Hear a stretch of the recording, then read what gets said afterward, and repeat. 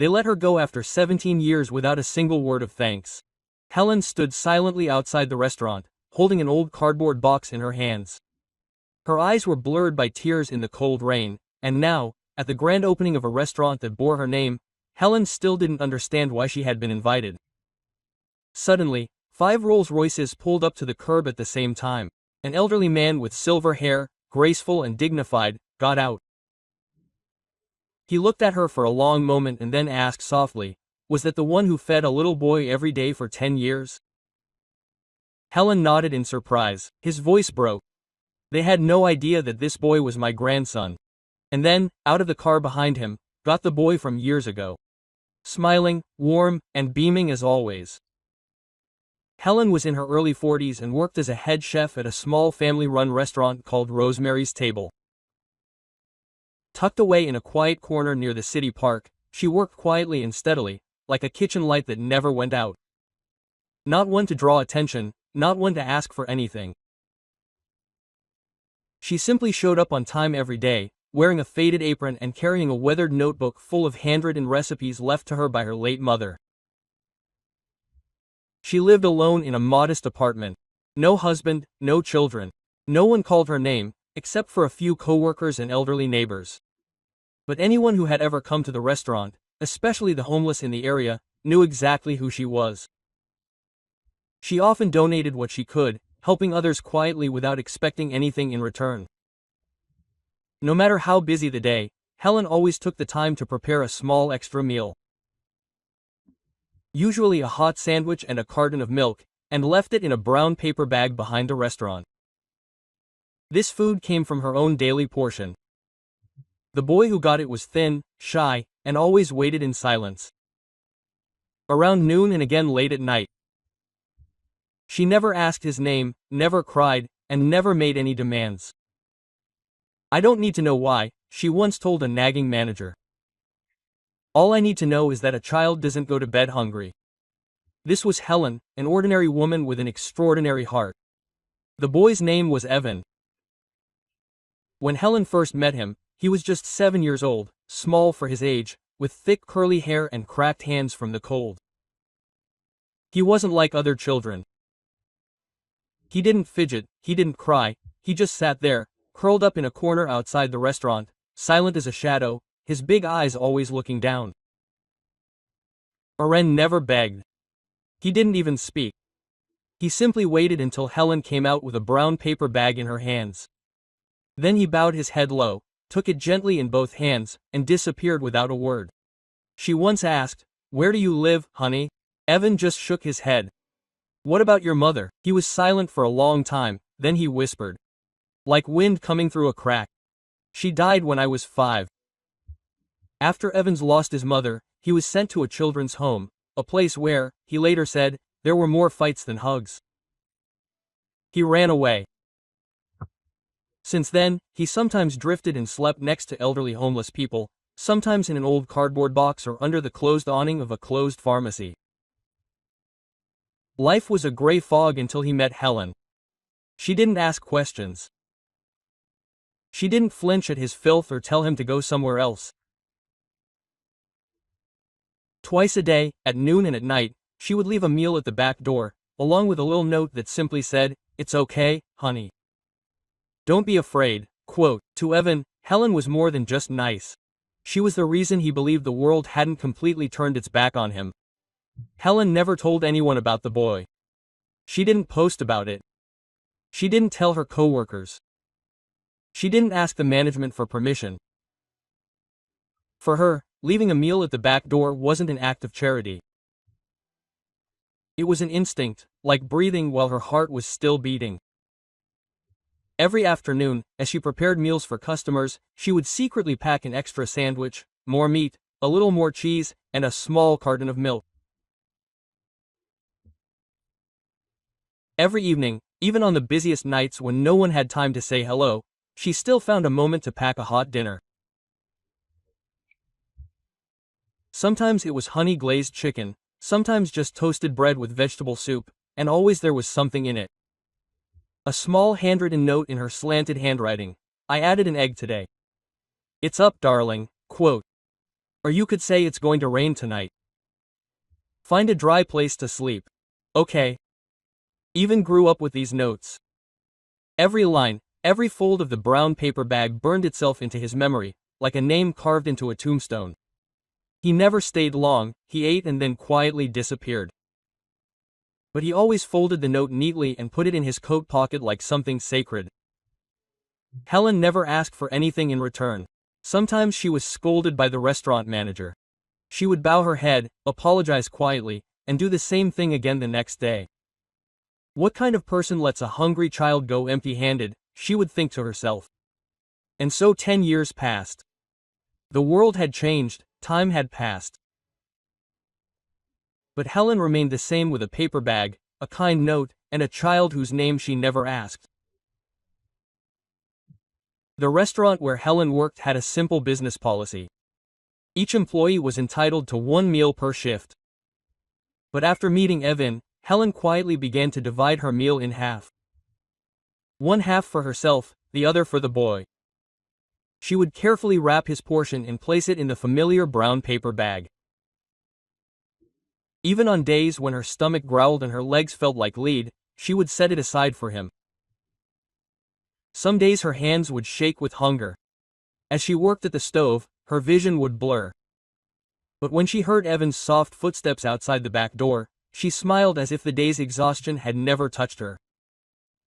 As long as he's not hungry, she thought to herself, I'm fine, but not everyone gets it.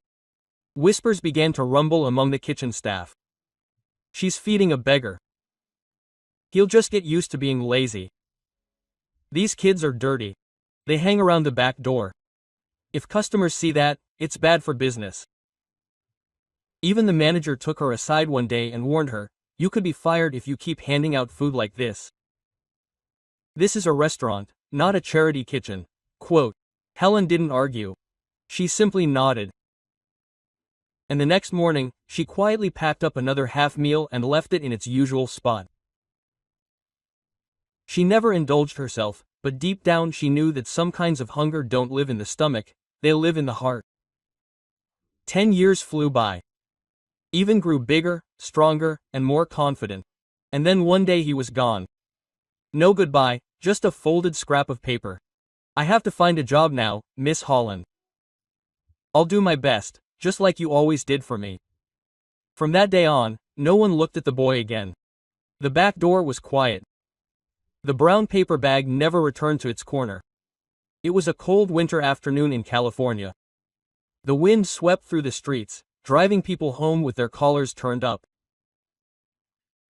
But Evan, now 22, stopped short when he saw an elderly man collapse near a bus stop.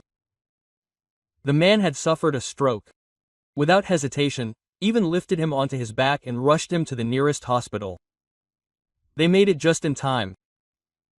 In the emergency room, a nurse shouted, "We need a BR-negative blood immediately. This is extremely rare. Without blood, he won't make it to surgery." Quote, the room went silent. No one had this blood type. Evan stepped in, calmly, but urgently. "I have this blood. I've donated before. Join me. Please hurry." That same evening, a young doctor posted the story online, captioning it with a photo of Evan and the caption, "Stranger with rare blood type saves elderly man from snowstorm." The video went viral overnight. Thousands of miles away, in a luxurious New York estate, businessman Richard Marshall was having dinner with his daughter when she played the clip on her living room TV. She pointed to the screen and said, "Dad, this guy looks a bit like you." Richard looked up. The moment he saw the young man's eyes, his spoon fell to the table. "Wait, rewind that part." The tilt of his head, the set of his jaw, and most of all, the way he held up his hand with quiet determination. It was her. It was just like her. The woman he had once loved very much, but whom he had had to let go because her background didn't fit his family's standards. Something stirred in Richard's chest. A thin thread unraveled from a memory he had thought buried. That night, he called the hospital. He needed to know the name of the young man in the video. All they could tell him was that it was Evan Lewis. No birth certificate, no recorded relatives, living in a shared apartment nearby. He froze. Evan Lewis, the name that was in the last letter she had left him before she disappeared. Quote, "If it's a boy, I'll name him Avean," she had written. He ordered a blood test. When the results came back, his breath caught in his throat.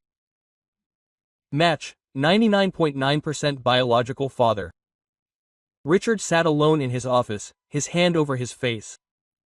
For over a decade, he had lived surrounded by wealth, titles, and affluence. But now he realized that his blood flowed through the veins of a boy who once slept in alleys. And the first words he whispered as he looked at Evan's medical records were not, "He's my son," but "Who kept him alive all these years?" Evan had no idea that thousands of miles away, two men, one his father, the other who once denied his existence, were now sitting silently in a black Rolls-Royce, driving through the working-class neighborhoods of the California suburbs. Inside were Richard and his father, the CEO of the Marshall Group. For the first time in their lives, they shared a silent, unspoken regret. The car pulled up in front of an old repair shop. A young man in a grease-stained hoodie stood outside, wiping oil off an engine. Quote, "Evan," Richard called, his voice softer than it had ever been in a boardroom. The young man turned in confusion. For a moment, all three of them froze. Time seemed to stand still. The grandfather stepped forward. His hands trembled as he removed his sunglasses and took in Evan's face. The high cheekbones, the deep eyes, the furrowed brow. Just like the woman he once said wasn't good enough for his son. "You look so much like your mother." Richard stepped forward next, his eyes red. He raised a hand, but he didn't dare touch him yet. "You're Evan, aren't you?" "Yes, sir, but who are you?" Richard took a step closer and pulled him into a gentle embrace. An embrace that seemed to gather and hold all the lost years. "I am your father and this is your grandfather." Evan stood still, frozen in an embrace that felt both strange and indescribably warm at the same time. Part of him wanted to pull away, part of him didn't. "How? Why now?" He whispered. They sat down next to each other and Richard slowly told him everything about the past, about the DNA test, about how they had found him. He didn't apologize, he just spoke haltingly honestly. No apology could undo the lost time, but the long, silent embrace said what words couldn't. After a while, Evan stepped back gently, looked at the two men in front of him and said, "I don't want any money. I don't need a name or a title." Quote.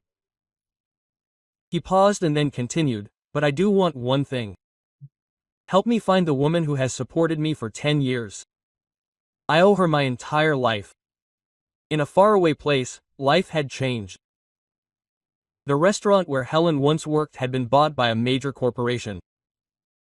With the change came young executives, tablets, efficiency systems and sobering clinical numbers. Helen was told she was too old-fashioned, out of date, and so she was fired. Helen didn't protest, she didn't plead, she just walked out quietly, her old apron clutched in her arms, as if she were holding on to a piece of her quiet life that no one else remembered. Eventually, she found a new job at a small grocery store nearby. Then one morning, she received an invitation in the mail. They were cordially invited to the grand reopening of the restaurant where they once worked. Helen paused. It had been so long since anyone had greeted her warmly. She just wanted to walk by, maybe take a look in the window, and then leave. But when she reached the old street corner, her gaze froze.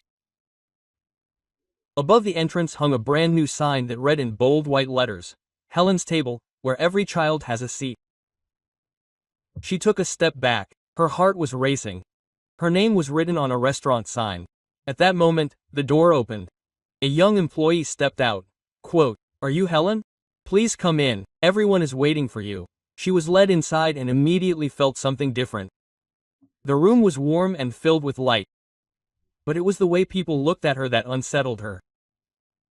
Not curiously, but respectfully, so gently that she could hardly look up. She walked slowly, as if in a dream. Several people stood up. A woman nodded slightly at her. A little girl tugged on her mother's sleeve and whispered, "Mama, is that her?" Minutes passed in silent silence. Helen still didn't understand what was happening. Then the sound of engines drifted from the street. 5 Rolls-Royces pulled up one behind the other like a formal procession. The doors opened. An elderly man stepped out, tall, silver-haired, in a gray suit, and with an expression that was both dignified and deeply human. He approached her slowly, studied her face, and asked with quiet awe, "Are you the woman who spent 10 years looking after a homeless boy behind the back door?" Helen blinked, then nodded. The man smiled, his eyes gleaming with emotion. Quote, "This boy is my grandson. My name is Richard Marshall, chairman of the Marshall Group." A gasp went through the restaurant, but before Helen could answer, another figure stepped out of the last car. A young man. He walked quietly toward her and stopped. He just stood there, his eyes fixed on her, as if waiting for a memory to return. Helen looked up. Something about him seemed painfully familiar, even though it had no name. Then he bowed slightly and placed a small box in her hands. "Do you remember it?" She opened it. Inside was an old, carefully folded scrap of paper. In faded handwriting it said, "I packed you extra milk today." "Okay, darling." Her hands were shaking, her throat tightened. When she looked up again, the young man spoke softly, "I have kept this note since I could read. You were my home and now I want this restaurant to be yours, because it has always been yours." Nobody spoke. Helen began to cry. For the first time in years, she felt seen. Not as a former employee, but as someone who had made a significant impact on someone else's life. There was no grand opening, no marketing campaign. But within a few weeks, lines stretched the length of the block outside the restaurant. People didn't just come for the food. They came to meet the woman who had provided a homeless boy with a hot meal and a handwritten note for 10 years. Every day, dozens of free meals were prepared especially for the homeless. No names were mentioned, no judgment was made. All they had to do was knock on the door and a meal would be waiting for them. Helen kept none of the profits for herself. She used them to expand the kitchen, hire new staff, many of whom had previously lived on the streets, and, most importantly, to ensure that no child in the neighborhood ever went to bed hungry. The Marshall family, who had once turned their backs on Evan's mother, were now quietly supporting several charitable foundations for underprivileged children. Some called it redemption. But to Helen, it was simply what she should have done a long time ago. Helen never asked for recognition. She simply wanted to do the right thing. Quietly, consistently, and kindly. And somehow, that quiet kindness became a slow-burning fire that lit hearts across the country. A note, a warm meal, a boy the world had almost forgotten. Together, they became a story that caused millions to stop and think, because that's how kindness works silently, without expecting anything in return. If you believe that compassion can change lives, share this story. Follow us and help bring light to a world that needs it now more than